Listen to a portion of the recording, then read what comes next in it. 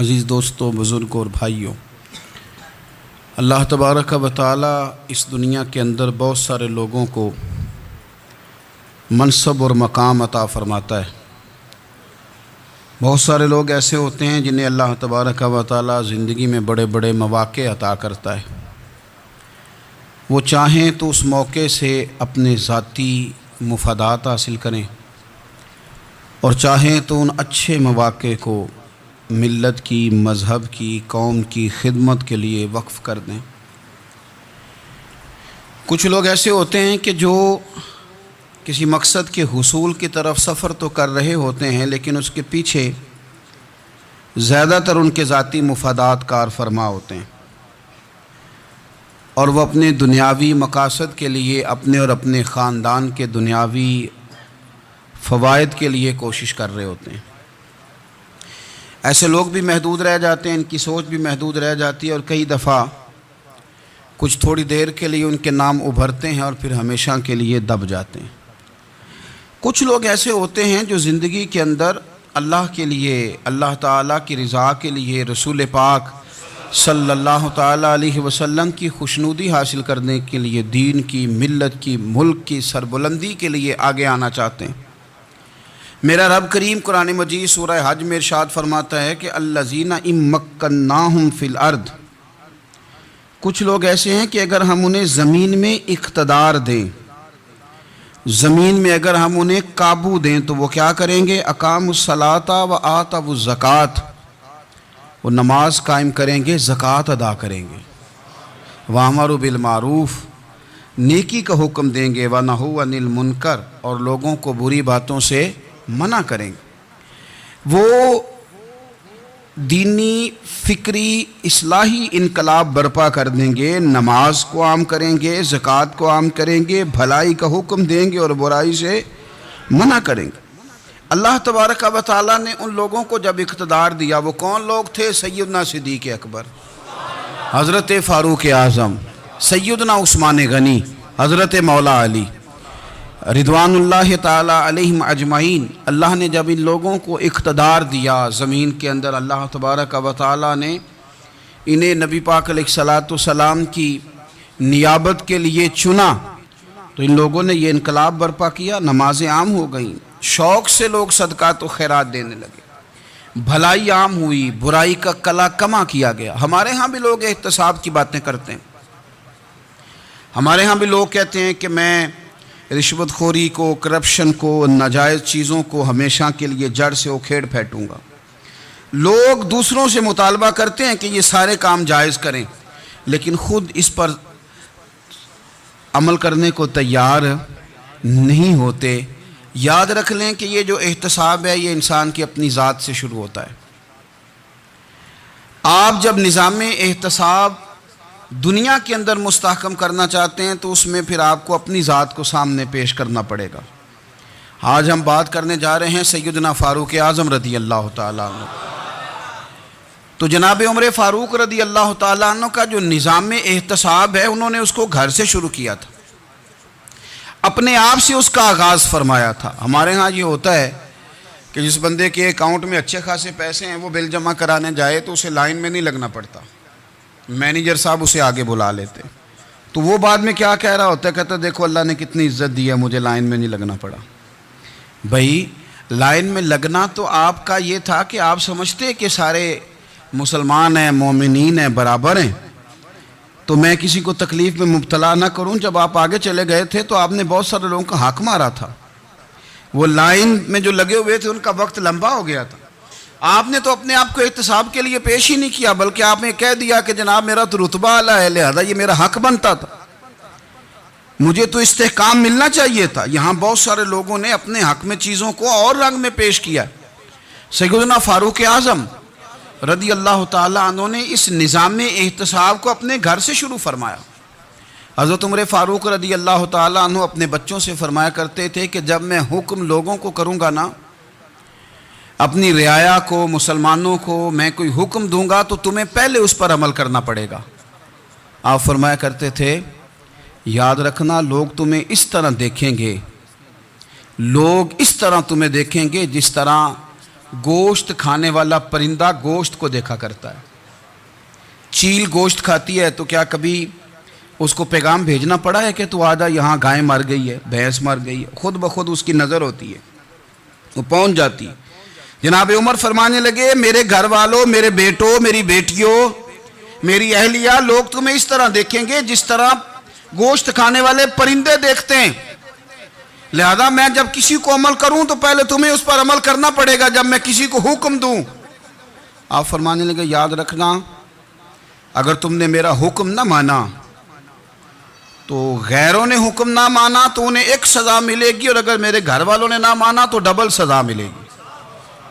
تم پر ڈبل سختی کی جائے گی کہ تم نے میری بات کیوں نہیں مانی. یہ نظام احتساب ہے. ہم نہ دوسروں کے بچوں کا گلا کاٹ کے اپنے بچوں کی خوشیاں لینا چاہتے ہیں. ہم چاہتے ہیں کہ دوسروں کے بچوں کے حصوں کا مال میرے گھر میں آ جائے. آ جاتا ہے. کچھ لوگوں کی سیاست چل جاتی ہے, کچھ لوگوں کا فریب اور فراڈ کام کر جاتا ہے, لیکن وہ گھر روشن نہیں ہوتے. ان گھروں میں پیسہ ہوتا ہے پر قرار رخصت ہو جاتا ہے.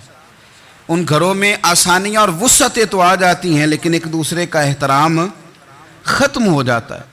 سیدنا فاروق اعظم رضی اللہ تعالیٰ عنہ کا یہ طریقہ تھا کہ وہ اپنے بچوں پر سختی کرتے. آپ ہمارے ملک میں یہ نظام ہے, موجودہ حکمران ہو یا ان سے پچھلے, بچے سب کے ملک سے باہر رہتے ہیں. یہاں رہتے ہیں تو محلات میں, باہر جاتے ہیں تو بڑی بڑی آسائشوں میں. ان کے بچوں کے لیے قانون بھی الگ سے ہیں, قاعدے بھی الگ سے ہیں, اور ہمارے ملک کے اندر تو ایک باقاعدہ پروٹوکول کا سسٹم ہے. اس سسٹم سے گزر کر بڑے بڑے لوگ چلنا پسند کرتے ہیں. ہمارے زمانے میں بھی کچھ چیزیں سرکاری ہوتی ہیں خالص, لیکن عجیب نظام ہے نا, ہر چیز کا کرایہ بڑھ جاتا ہے, سرکاری دکان کا نہیں بڑھتا. باقی دکانیں 5-6 سال کے لیے ملتی ہیں, سرکاری دکان پہ آپ قبضہ کرنا چاہیں تو پورے 100 سال کے لیے مل جاتی ہے. چونکہ یہ عام عوام کی پراپرٹی ہے تو اس کے ساتھ جو مرضی کو سلوک کرے. ایک سرکاری چراگاہ تھی جس کے اندر جانور چرا کرتے تھے. ہمارے ہاں بھی پنجاب میں کچھ جگہیں ہوتی ہیں تو ہم لوگ کہتے ہیں شام لاٹ ہے. سرکاری چراگاہ میں جانور چرا کرتے تھے. حضرت عمر فاروق رضی اللہ تعالیٰ عنہ کے صاحبزادے سیدنا عبداللہ ابن عمر رضی اللہ تعالیٰ عنہ نے بھی ایک اونٹ خرید لیا. تو سب لوگوں کے جانور سرکاری چراگاہ میں چرتے تھے, آپ نے بھی اپنا جانور وہاں چرنے کے لیے, کھانے پینے کے لیے چھوڑ دیا. وہ جب اونٹ آیا تو پتلا تھا, کچھ دنوں کے بعد وہ فربا ہو گیا, طاقتور ہو گیا, موٹا تازہ ہو گیا. حضرت سیدنا عبداللہ ابن عمر رضی اللہ تعالیٰ عنہ نے بیچا تو وہ ڈبل قیمت سے بھی زیادہ کا بکا, کیونکہ پہلے دبلا پتلا تھا, اب موٹا تازہ فربا ہو گیا. حضرت سیدنا فاروق اعظم رضی اللہ تعالیٰ عنہ کو پتہ چلا تو بلایا, فرمایا پتر اونٹ بیچ دیا ہے؟ ابا جی بیچ دیا ہے. فرمایا کتنے کا خریدا تھا؟ اتنے کا. بیچا کتنے کا؟ ڈبل قیمت بتائی. فرمایا اس طرح کر کے اصل رکھ لے اور جو اوپر ملی ہے مجھے دے دے. حضور آپ نے کیا کرنی ہے؟ فرمایا میں سرکاری خزانے میں جمع کروں گا. حضور کیوں؟ فرمایا اس لیے کہ تیرا اونٹ سرکاری جگہ پہ چرا کرتا تھا, وہ گھاس سرکاری جگہ سے کھاتا تھا. حضور سب کے کھاتے. حضرت عبداللہ ابن عمر کہنے لگے سب کے کھاتے ہیں. آپ فرمانے لگے تو سب میں شامل نہیں ہے, تو امیر المومنین کا بیٹا ہے, تجھے میں یہ حق نہیں دے سکتا, تیرے اوپر تھوڑی سختی زیادہ کی جائے گی, تجھے یہ حق نہیں ملے گا. تو اپنے اونٹ کو چونکہ سرکاری چراگاہ میں چرایا کرتا تھا, لہذا تجھے وہ جو اصل رقم یہاں جمع کرانی پڑے گی. ہمارے تو بچے پہلی بات تو یہ ہے کہ بات ہی نہیں سنتے. یہ سب کے بچوں کی بات کر رہا ہوں, وہ ٹیچر کے بچے ہوں, سیٹھ کے بچے ہوں, پیر کے بچے ہوں, امام صاحب کے بچے ہوں, کسی کے بچے ہوں, پہلے تو سنتے نہیں. اور اللہ خیر کرے اگر آپ کوئی سنانا چاہیں تو فوری طور پر وہ ہوم منسٹری کے پاس پہنچ جاتے ہیں, ان کی اماں ان کی وکیل بن جاتی, آپ کہہ ہی کچھ نہیں سکتے, حالات رخ بدل جاتے. اس کا نقصان یہ ہوتا ہے کہ ان کو تراشا نہیں جا سکتا, ان کو ہیرے نہیں بنایا جا سکتا, ان کے اوپر کچھ ایسی میل کچیل چڑھ جاتی ہے جو بڑی عجیب و غریب ہوتی. اور کچھ لوگ ایسے ہوتے ہیں جو خرابی کرنے میں بھی اپنا کردار ادا کرتے ہیں, خرابی کرنے میں, اور بڑے لوگوں سے منسلک ہونے کے لیے لوگ رستے تلاش کرتے ہیں. رستے, میں چونکہ چیزوں کا مطالعہ کرنے کا بڑا شوقین ہوں تو میں میری والدہ داخل تھیں کئی سال پہلے ہسپتال میں، تو مجھے اس ہسپتال میں کچھ دن رہنا پڑا. ایک پرائیویٹ ہاسپٹل تھا، تو اس میں انہوں نے جگہ جگہ لکھ کے لگایا تھا ملازمین کو بخشیش نہ دیں. ہم ان کو بڑی اچھی معقول تنخواہ دیتے ہیں، سیلری بڑی عمدہ ہے، تو لوگ بخشیش نہ دیں. میں نے جو مینجمنٹ کے لوگ تھے ہاسپٹل کی، ان میں سے ایک سے میں نے کہا کہ اگر کوئی بندہ اپنی خوشی سے دینا چاہے تو آپ نے بڑا موٹا لکھ کے لگایا برائے مہربانی ان کو بخشیش نہ دیں. اس نے بڑی قیمت، سادہ آدمی تھا پر میری بڑی اس نے مجھے بات بتائی، مجھے نفع ہوا. کہنے لگے مولوی صاحب، جب کچھ امیر لوگ ہسپتال میں مریض لے کے آتے ہیں تو وہ صفائی والے کو پہلے ہی 500 روپیہ دکھا لیتے ہیں آتے ہی. پھر وہ جیسے آواز دیتے ہیں صفائی والے فٹافٹ اندر آتے ہیں، ان کا کمرہ صاف کرتے ہیں. تو سارے تو بیچارے اتنے مالدار نہیں ہوتے کہ آتے ہی پہلے کام والے کو 500 دیں. پھر نقصان کیا ہوتا ہے کہ یہ جن کی ذمہ داری ہے بہت ساری ڈیوٹیاں کرنے کی، یہ ڈیوٹی نہیں کرتے. یہ پلٹ کے ان کے طرف دیکھتے ہیں جن کے گھر سے سالن صحیح آتا ہے، ادھر ان کی توجہ زیادہ ہو جاتی ہے. جو نوٹ ان کو زیادہ دکھاتے ہیں، جو پھل لے کے آتے ہیں تو آدھا ان کو دیتے ہیں. تو ہم یہ کہتے ہیں یہ کام ہی نہ کرو، یہ اپنی تنخواہ پہ کام کریں تاکہ ہر آنے والے کا درد سمجھیں، ہر ایک کو یکساں یہ سروسز فراہم کریں. تو ہم یہ کام کرتے ہیں. ہم ایم پی اے کے اور کسی سے ہمارا تعلق نہ بنے تو ہم جناب اس کے ڈرائیور سے ہی تعلق بنا لیتے ہیں. ہم وہ جو آپریٹ کرنے والا ہوتا ہے ٹیلی فون، اسی سے بڑا تعلق بناتے ہیں، اس کو مٹھائی کا ڈبہ جلدی پہنچا دیتے ہیں. تو اسی طرح سے بڑے لوگوں کی اولادوں کو بگاڑا جاتا ہے. حضرت عاصم بن عمر رضی اللہ تعالیٰ عنہ، یہ سیدنا فاروق اعظم کے بیٹے تھے. مصر گئے تو لوگوں کو پتا چلا حضرت عمر کے بیٹے آئے. لوگوں نے تحفے دیے، بڑی بڑی چیزیں آپ کو دی. حضرت عمر کا بیٹا آیا، بڑے گفٹ دیے. تو صاحبزادے واپس آئے تو ان کے پاس بڑے تحائف تھے. سیدنا عمر فاروق رضی اللہ تعالیٰ عنہ نے دیکھا تو فرمایا ادھر لانا تحفے. کہا بری لوگوں نے مجھے دیے ہیں. فرمایا تو نے کیوں بتایا تھا کہ میں امیر المومنین کا بیٹا ہوں؟ کہا حضور ان کو ویسے ہی پتہ چل گیا. فرمانے لگے پتر، یہ تحفے تمہیں اس لیے ملے ہیں کہ تم امیر کے بیٹے ہو، یہ تحفے تمہارا حق نہیں، چونکہ تمہیں اس کرسی کی وجہ سے ملے ہیں اور یہ کرسی مسلمانوں کی ہے، لہذا یہ حق بھی مسلمانوں کا ہی ہے. یہ لا سارے مال غنیمت میں جمع کیے جائیں. آپ اپنے گھر سے جب احتساب شروع کرتے ہیں، اپنے گھر سے، اور یہ یاد رکھیں یہ جو لوگ آتے ہیں آپ کے بچوں کو نوازنے کے لیے، یہ انہیں خراب کرتے ہیں، بگاڑ پیدا کرتے ہیں، یہ عجیب و غریب سی چیزوں میں مبتلا کر دیتے ہیں. بچوں کا نقصان ہوتا ہے کل کلام. پھر جو شاپر اچھا لے کے آئے، پیر صاحب کے بچے ذرا اس سے پیار سے ملتے ہیں، نقصان ہو جاتا ہے. یہ دستے نگر ہو جاتے ہیں، یہ لوگوں کی طرف جیتے ہیں، دوسروں پہ ڈیپینڈ کرنے لگتے ہیں. حضرت ابو موسیٰ اشعری رضی اللہ تعالیٰ عنہ نے پہلے تو ایک قلین بڑا سونا تھا، تو آپ نے حضرت عمر کے گھر بھیج دیا کہ چلو ان کے گھر میں ان کی اہلیہ بچھا لیں گی. کہیں سے تحفہ آیا. پھر وہ جس کمرے میں مال غنیمت اور خزانہ رکھا جاتا تھا اس کی صفائی کر رہے تھے تو ایک دینار مل گیا. تو وہ دینار بچے سارے جا رہے تھے تو ان میں سے حضرت عمر کے ایک بیٹے کو چھوٹے کو بلایا اور بلا کے کہا پتر یہ دینار لے لو. حضرت عمر نے دیکھا کہ بیٹے کے ہاتھ میں دینار بھی ہے اور گھر میں قالین بھی ہے. ایک موقع پہ وہ قالین گیا، ایک موقع پر بچے کو ایک دینار دیا. تو حضرت عمر اپنی اہلیہ سے پوچھنے لگے یہ کہاں سے آیا قالین؟ کہا جناب ابو موسیٰ اشعری رضی اللہ تعالیٰ عنہ نے بھیجا ہے. بیٹے سے پوچھا دینار کہاں سے آیا؟ کہا مجھے انہوں نے ہی دیا ہے.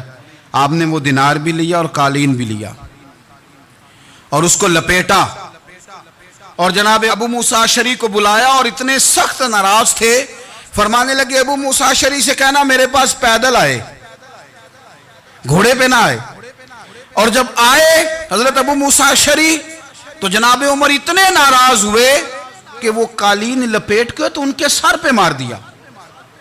فرمانے لگے پکڑو اپنا دینار، تمہیں پورے مدینے میں میرے بیٹے کے علاوہ کوئی اور نہیں ملے تھا جسے تم خراب کر سکو، میرا پتر ہی ملا تھا بگاڑنے کی. کس نے اجازت دی تم میرے بیٹے کو دینار دو؟ کیوں لائے تم میرے گھر میں قالین؟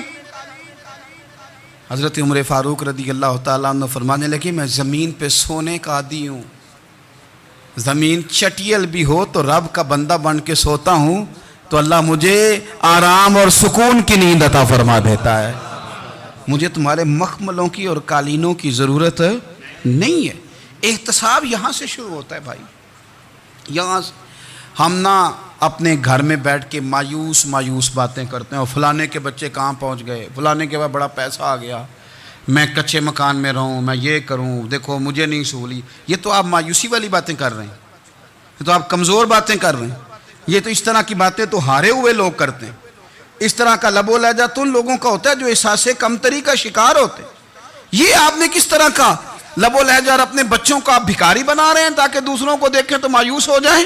اٹھ باندھ کمر کیوں ڈرتا ہے، پھر دیکھو خدا کیا کرتا ہے۔ آپ کا جو احساس ہے وہ اتنا خوبصورت ہو، آپ کے لہجے کے اندر اس قدر ٹھہراؤ ہو، آپ کو اطمینان آ چکا ہو، اور آپ کے بچے کبھی بھی کمپیریزن نہ کریں اپنا کسی کے ساتھ، کبھی بھی انہیں کرنے نہ دیں آپ کبھی بھی۔ وہ کبھی یہ بات نہ کریں کہ فلانے زیادہ اچھا کھاتے پیتے ہیں تو ہم کدھر ہیں، کرنے نہ دیں انہیں بتائیں کہ بیٹا اپنی مٹی پہ چلنے کا سلیقہ سیکھو، سنگ مرمر پہ چلو گے تو پھسل جاؤ گے۔ ان کو بتائیں کہ جو تمہارے پاس ہے یہ خدا کا عطیہ ہے، اسی پر تم نے قناعت کرنی کبھی بھی۔ حضرت زید بن حارثہ سے نبی پاک صلی اللہ علیہ وسلم کو بڑا پیار تھا، پھر ان کے بیٹے حضور کے غلام زادے حضرت اسامہ بن زید کے ساتھ بھی حضور بڑا پیار کرتے۔ لیکن یہ تو مسلمہ حقیقت ہے نا کہ عظمت اور شان تو سیدنا فاروق اعظم کی زیادہ ہے۔ امت کا اتفاق ہے کہ نبیوں کے بعد سب سے بڑا درجہ جناب صدیق اکبر کا، اور پھر اللہ نے مقام عطا کیا حضرت فاروق اعظم کو۔ یہ بڑے لوگ تھے۔ ایک دفعہ مال تقسیم ہو رہا تھا تو حضرت عمر رضی اللہ تعالیٰ عنہ نے نا حضرت اسامہ بن زید کو 4000 دینار دیے، اور اپنے بیٹے عبداللہ ابن عمر کو 3000 دینار دیے۔ تو حضرت عبداللہ ابن عمر گھر جا کے کہنے لگے، ابا جی اسامہ میں وہ کون سی خوبی ہے جو میرے اندر نہیں، اور اسامہ کے باپ میں وہ کون سی خوبی ہے جو آپ کے اندر نہیں۔ تو حضرت عمر کی عاجزی دیکھیے، حالانکہ بالاتفاق دنیا جانتی ہے کہ جناب عمر فاروق رضی اللہ تعالیٰ عنہ افضل ہیں، پھر بھی پتہ اپنے بیٹے سے کیا کہتے ہیں، فرماتے ہیں وہ سن یار، وہ خدمت گزار ہیں نبی پاک کے، وہ بھی حضور کے گھر میں ڈیوٹی کرتے، نوکری کرتے، اور ان کے بیٹے بھی حضور کی نوکری کرتے، یہ خدمت گزار ہیں۔ فرمانے لگے اگر تو نے پوچھ لیا تو سن، پھر میری تو رائے یہ ہے کہ تیرے سے زیادہ اسامہ بن زید حضور کی نظر میں پیارے ہیں، اور اسامہ کا باپ تیرے باپ سے زیادہ نبی پاک کا پیارا ہے۔ کوئی کمپیریزن کرنے نہیں دیا، بچوں کو کسی ایسی جگہ کھڑے ہونے نہیں دیا۔ فرمایا یہ وجہ ہے، یہ انداز ہے کہ تو زیادہ پیارا ہے۔ حضرت عمر فاروق رضی اللہ تعالیٰ عنہ پسند نہیں کرتے تھے، ذرا برابر بھی پسند نہیں کرتے تھے کہ کوئی شخص اور مال آتا تو اپنے رشتہ داروں کو نوازنے سے بچتے۔ مال غنیمت آتا ہے نا، ہمارے ہاں تو اللہ خیر کرے جب کوئی بندہ کونسلر بنتا ہے، چیئرمین بنتا ہے، تو ٹھیکہ کس کو دیتا ہے؟ کوئی چلو بھتیجا مل جائے، کوئی بھانجا مل جائے، کوئی چھوٹا بھائی، اسے بھی کام مل جاتا ہے ساتھ۔ نوازنے پہ لوگ آتے ہیں تو وہ تلاش کرتے ہیں کہ کہاں کہاں کو میرا ہے، وہ ٹینڈر ہی ان کے نام کے پاس ہوتے ہیں جن کی طرف ذرا نظر کرم زیادہ ہوتی۔ حضرت عمر فاروق مال تقسیم کر رہے تھے تو بیٹی آگے کہنے لگی، ابا جی رشتہ داروں کا بھی حق ہوتا ہے، آپ سب کو دیتے ہیں، آپ کے قریب ہی نہیں آتے۔ تو حضرت عمر فاروق نے کیا لفظ کہے، کیا حقیقت ہے، کیا حسن ہے۔ فرمانے لگے پتر یہ مال تیرے باپ کا نہیں مسلمانوں کا ہے، جب تیرے باپ کا ذاتی مال ہوگا تو اپنے رشتہ داروں کو دے گا، یہ مسلمانوں کا مال ہے، یہ اسی حساب سے تقسیم ہوگا جو عدل کا حساب ہے، جو ترازو ٹھیک ہے۔ فرمایا تو مجھے یہ مشورہ نہ دے، یہ مسلمانوں کا مال۔ یہاں سے نظام احتساب شروع ہوتا ہے، یہاں سے انسان آگے بڑھتا ہے، اور پھر کوئی تکلف نہیں کسی پر حضرت عمر کا، کوئی چھوٹا ہے یا بڑا ہے۔ حضرت ابو سفیان رضی اللہ تعالیٰ عنہ سردار رہ چکے ہیں مکے کے، بڑے آدمی، لیکن نظام احتساب میں کوئی چھوٹا بڑا نہیں ہوتا۔ حضرت عمر فاروق مکہ مکرمہ گئے تو لوگوں نے کہا حضور جناب ابو سفیان نے نا گلی میں پتھر رکھے،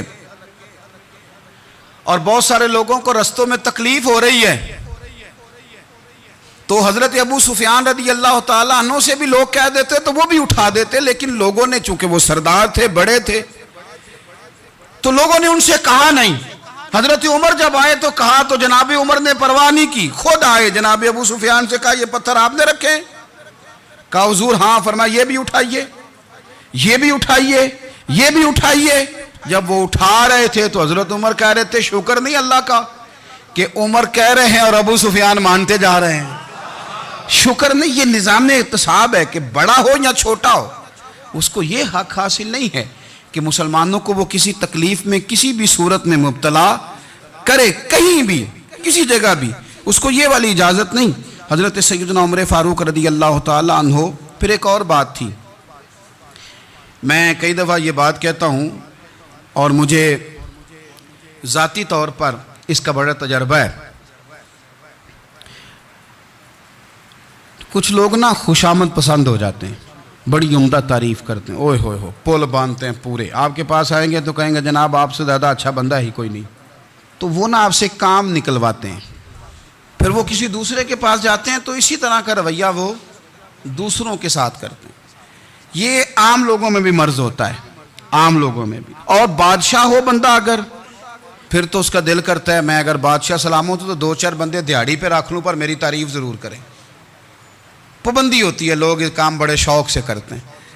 اور شیخ سعدی فرمایا کرتے تھے لکڑی کو گھن کھا جاتی ہے اور بڑے لوگوں کو خوشامد کھا جاتی ہے خوشامد. حضرت عمر فاروق رضی اللہ تعالیٰ عنہ اس معاملے میں بھی بڑے مضبوط تھے. ویسے مجھے اور آپ کو اچھا کون لگتا ہے؟ ہماری غلطیاں بتانے والا. ہمارے ایسا فرمایا کرتے تھے اپنے دشمنوں کی باتوں پر بھی غور رکھو, تمہارے دشمن تمہیں نکھار دیتے ہیں. تمہارے اندر جو کوتاہیاں ہوتی ہیں وہ تمہیں پتہ چل جاتی ہیں کہ یہاں میری اصلاح ہو رہی. ان پر غور کرو وہ کیا کہتے ہیں. حضرت عمر فاروق کی تعریف کی ایک بندے نے, کمال تعریف کی. وہ اس کا خیال تھا کہ رزلٹ بڑا شاندار آئے گا. بادشاہ کی تعریف ہوتی تھی تو پھر تھیلی جاتی تھی اشرفیوں کی, کمال رزلٹ آئے گا. تو حضرت عمر جب وہ پوری کر چکا نا بات تو فرمانے لگے تو خود بھی ہلاک ہوا اور مجھے بھی ہلاک ہی کر دیا ہے, خود بھی تباہ ہوا ہے مجھے بھی تباہ کر دیا. کس طرح کی باتیں کر رہا ہے. ایک بندہ اور آیا اور اس نے آ کے کہا کہ پوری امت میں سب سے افضل ہے فاروق اعظم آپ ہی ہیں. تو حضرت عمر فاروق فرمانے لگے تجھے تیری ماں روئے, ابو بکر تجھ سے بھی افضل تھے, تیرے باپ سے بھی افضل تھے, اور صدیق اکبر مجھ سے بھی افضل ہے اور میرے باپ سے بھی افضل ہے. یہ تو کس طرح کی بات کر رہا ہے. یہاں ہر شے ہضم نہیں ہو جاتی, فوری طور پہ لوگ ڈکار بھی پورا نہیں لیتے. قرآن مجید نے کہا فَلَا تُزَكُّوا أَنفُسَكُمْ هُوَ أَعْلَمُ بِمَنِ اتَّقَىٰ. اپنے منہ سے نہ کہو میں پاک صاف ہوں, اللہ زیادہ بہتر جانتا ہے کہ تم میں سے پرہیزگار کون ہے. اپنے منہ سے تعریفیں کرتے کراتے ہو, یہ مزاج چھوڑ دیں. حضرت عمر رضی اللہ تعالیٰ عنہ پسند نہیں کرتے تھے. ایک آدمی نہ چلتا تھا وہاں تو بڑا متکبرانہ چال کے ساتھ چلتا. حضرت عمر نے دیکھا, یہاں تک احتساب فرماتے تھے, زمین پہ زور زور سے پیر پٹکتا, چال بڑی اس کی متکبرانہ, لوگ بڑے پریشان ہوتے. حضرت عمر نے ایک دن سمجھایا, باز نہیں آیا. اگلے دن پہ درہ نکال لیا, لگائے 4 درے, فرمایا آج کے بعد نہ چلنا اس طرح مدینے میں پیر پٹک پٹک کے. اس وقت تو اسے غصہ لگا, لیکن کچھ دیر کے بعد نا جب غصہ اترا تو حضرت عمر کے پاس آیا, کہنے لگا حضور اللہ آپ کا بھلا کرے, آپ نے درے نہیں مارے, آپ نے تو شیطان بھگا دیا جو میرے ساتھ چمٹا ہوا تھا.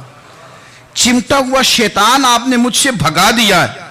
یاد رکھیں مسند امام احمد بن حنبل میں حدیث ہے, اللہ کے پیارے رسول صلی اللہ علیہ وسلم فرماتے ہیں جو دنیا میں متکبرانہ چال کے ساتھ چلتا ہے نا, قیامت کے دن وہ اللہ سے اس حال میں ملے گا کہ رب اس سے ناراض ہوگا. متکبرانہ چال سے نہیں چلیں گے. تو حضرت فاروق اعظم رضی اللہ تعالیٰ عنہ کا یہ طریقہ تھا کہ آپ خیال کرتے, اور پتہ کس طرح کا آپ کا مزاج تھا. فرماتے تھے تقسیم کرو, دوسروں کا بھی خیال رکھو. جس طرح بندہ دیوانہ وار نہیں لوگوں کا خیال رکھتا کہ بندہ بگڑے کوئی نہ, دیوانہ وار. کچھ لوگ تبلیغ کرتے ہیں رسمی, اور کچھ لوگ ایسے ہوتے ہیں جو لوگوں کی اصلاح میں دیوانے ہو جاتے ہیں. ان کی خواہش ہوتی ہے یہاں بھی بندہ ٹھیک ہو جائے, یہاں بھی بندہ ٹھیک ہو جائے, یہاں بھی بندہ ٹھیک ہو. کچھ لوگ کڑی نگرانی کرتے ہیں کہ انسان بگڑنے نہ پائے. حضرت عمر فاروق رضی اللہ تعالیٰ عنہ نا گوشت والی دکان کے پیچھے جا کے بیٹھ گئے کئی دنوں تک. وہ کہنے لگا حضور یہاں کیا ہے؟ فرمایا تو اپنا کام کرنا. گوشت والی دکان پہ بیٹھے, کام کر اپنا, نگرانی کرنے لگے حضرت عمر. پھر آپ نے نا وہ بندے پکڑ لیے. کون؟ جو 2 دن مسلسل گوشت خریدنے آئے. پکڑ کے کھڑا کر لیا، فرمایا تو کل بھی گوشت لینے آیا تھا؟ حضور ہاں۔ فرمایا آج پھر کھائے گا؟ حضور جی۔ تو آپ فرمانے لگے کیا تیرے محلے سے غربت ختم ہو گئی ہے؟ تیرے رشتہ دار سارے پیٹ بھر کے کھاتے ہیں، تو دو دو دن گوشت لینے آتا ہے؟ فرمایا آج کے بعد مسلسل گوشت لینے آیا تو درے سے ماروں گا، خبردار یہ کام نہ کرنا۔ یہاں تک نظام احتساب کا جب خیال رکھا جائے پھر حالات بگڑا نہیں کرتے، پھر وہ قابو میں رہا کرتے ہیں۔ حضرت عمر فاروق رضی اللہ تعالیٰ عنہ اس ترتیب کے ساتھ اصلاح کرتے، اس ترتیب کے ساتھ۔ سیدنا فاروق اعظم رضی اللہ تعالیٰ عنہ کی ایک بات آخر میں عرض کرنی ہے، وہ میں بھی اپنے اوپر لاگو کروں، آپ بھی غور کریں۔ حضرت عمر فاروق رضی اللہ تعالیٰ عنہ نے نا خط لکھا حضرت ابو موسیٰ اشعری کو۔ آپ فرمانے لگے یاد رکھنا، جو گورنر، جو امیر اپنے رب کریم کی فرما برداری کرتا رہتا ہے نا، اس کی رعایا بھی اس کی فرما برداری کرتی ہے، اور جو لوگ اپنے رب کریم کی فرما برداری چھوڑ دیتے ہیں، پھر جنہوں نے ان کی فرما برداری کرنی ہوتی ہے وہ ان کی فرما برداری چھوڑ دیتے ہیں۔ آپ نے سپہ سالاروں کو خط لکھے تھے، فوج کے جو جرنیل تھے، کمانڈو تھے، ان کو خط لکھے تھے، فرمایا جو سپاہی نماز نہیں پڑھتا اسے فوج سے نکال دو، اور ساتھ لکھا تھا یاد رکھو جو رب کا وفادار نہیں وہ ہمارا کیسے ہو سکتا ہے، نکال دو ان لوگوں کو، فوج سے الگ کر دو۔ ہم آج جو بے پناہ پریشان ہیں، ہمارے بچے بات نہیں مانتے، شاگرد بات نہیں مانتے، ہم شکوے کرتے ہیں، بے ادبی بڑھ گئی۔ ادب کے ساتھ میں گزارش کروں گا بڑوں کی بارگاہوں میں، جو میری طرح کے بڑے بنے ہوئے ہیں، بزرگوں سے نہیں بات کرتا، ان سے میں کہوں گا کہ ہمیں ایک دفعہ اپنے اوپر بھی تو غور کر لینا چاہیے، کہیں ایسا تو نہیں ہے کہ ہم جب تک اللہ تعالیٰ کے فرما بردار تھے، جب تک ہم تقوی کے معیار پر تھے، ہماری بات ماننے والے ہماری بات مان رہے تھے، کہیں ایسا تو نہیں کہ ہم اس معیار سے ہل گئے ہیں تو اب جو ہمارے فرما بردار تھے وہاں سے ہل گئے۔ حضرت عمر رضی اللہ تعالیٰ عنہ فرمایا کرتے تھے کہ لوگوں کو عجب میں مبتلا نہیں ہونا چاہیے، خود پسندی کا جو ماحول ہوتا ہے اس سے لوگوں کو ہمیشہ نکلنا چاہیے۔ حضرت عمر کے ایک صاحبزادے نے کنگھی کر لی، اچھا لباس پہن لیا تو درہ مارا جناب عمر نے، تو آپ کی بیٹی کہنے لگی ابا جی یہ تو بالکل جائز ہے، اچھے کپڑے پہننا، اچھا لباس پہننا اور سر میں کنگھی کر لینا، اس پر درہ کیوں مار دیا؟ تو آپ فرمانے لگے بیٹا یہ خود پسندی میں مبتلا ہونے لگا تھا، یہ اپنے آپ کو بہت بھلا سمجھنے لگا تھا، اس کا خیال تھا کہ میں یوں میرے علاوہ کوئی نہیں، یہ اس مقام پہ جا رہا تھا جہاں اس کی تربیت رک جاتی، اس لیے درہ مارا ہے۔ ایک دفعہ حکومتی معاملات کے اندر آپ کی اہلیہ نے مشورہ دینا چاہا، بڑے کام بیویاں نہیں کرتی، بڑے بڑے معاملات میں مداخلت نہیں کرتی۔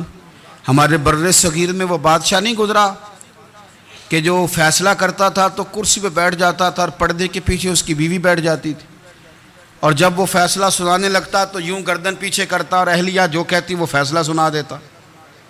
لیکن ایک دفعہ خاتون نے ایک آدمی کو حضرت عمر نے معزول کیا تو آپ کی اہلیہ نے، اس آدمی کی اہلیہ حضرت عمر کی اہلیہ سے ملی ہوں گی، تو خاتون نے ذرا سفارش کرنی چاہیے، تو جناب عمر فاروق رضی اللہ تعالیٰ عنہ کے ہاتھ میں عصا تھا، ڈنڈا تھا، 2-3 دفعہ زمین پہ مارا، فرمایا تمہیں کس نے اجازت دی ہے حکومتی معاملات میں مشورہ دینے کی؟